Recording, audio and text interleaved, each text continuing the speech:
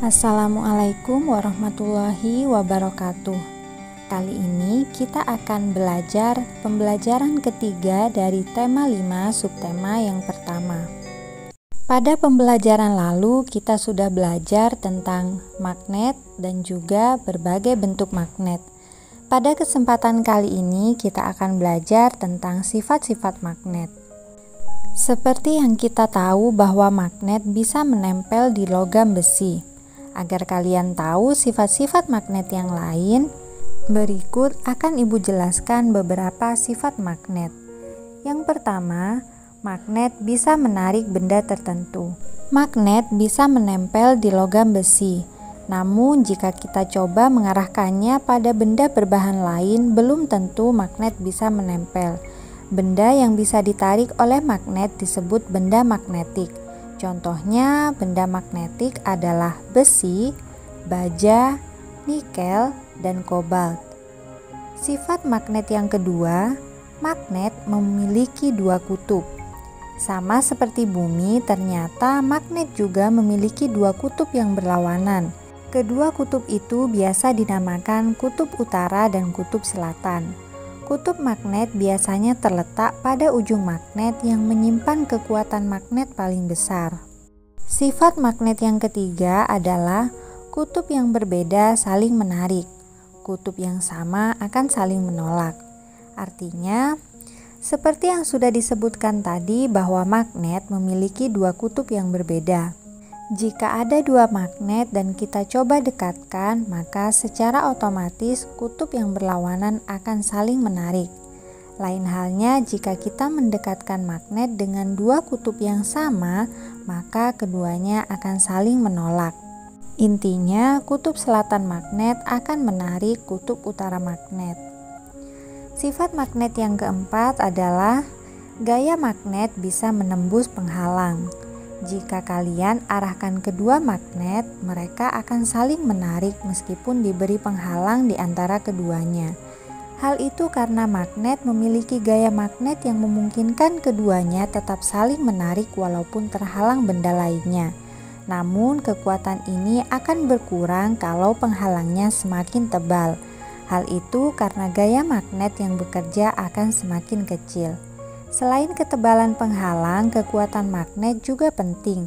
Semakin besar kekuatan magnet, maka akan semakin kuat menarik walaupun terhalang penghalang yang tebal.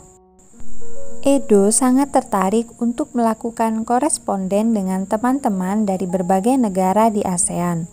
Untuk itu, Edo ingin bergabung dengan klub Sahabat Pena Siswa ASEAN. Untuk menjadi anggota, Edo harus mengisi sebuah formulir. Sebelum mengisi formulir, tentu saja Edo harus membaca petunjuk pengisian formulir. Coba kalian perhatikan contoh formulir yang akan diisi oleh Edo tersebut. Apabila seseorang ingin bergabung atau mendaftarkan diri pada suatu kegiatan, diharuskan untuk mengisi suatu data-data penting yang dibutuhkan.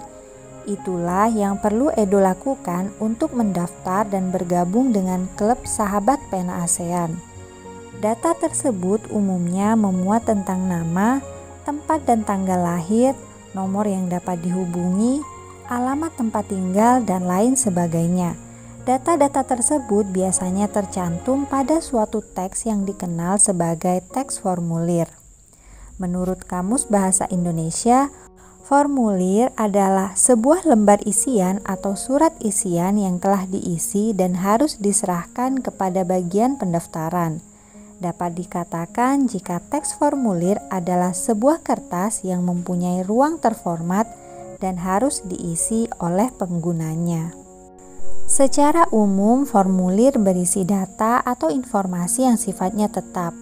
Manfaat dari pengisian formulir tersebut adalah untuk mencari data atau informasi tertentu dan sebagai bukti fisik suatu kegiatan.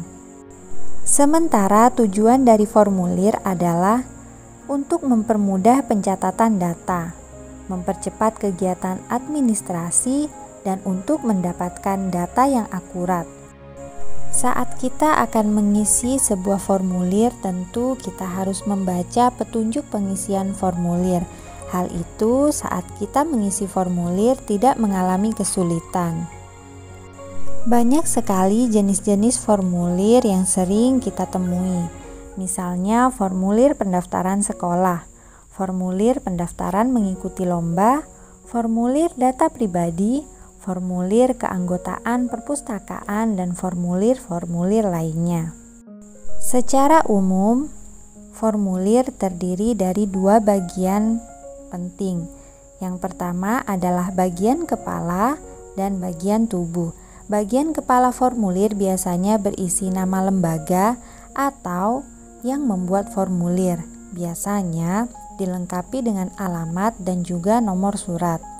Sementara untuk bagian tubuh formulir biasanya berisi identitas pengisi formulir, mulai dari nama lengkap, jenis kelamin, agama, pendidikan, bahkan tanda tangan dari pengisi formulir tersebut. Baiklah anak-anak, itu saja penjelasan materi kita pada kesempatan kali ini. Sampai jumpa di pembelajaran selanjutnya. Wassalamualaikum warahmatullahi wabarakatuh.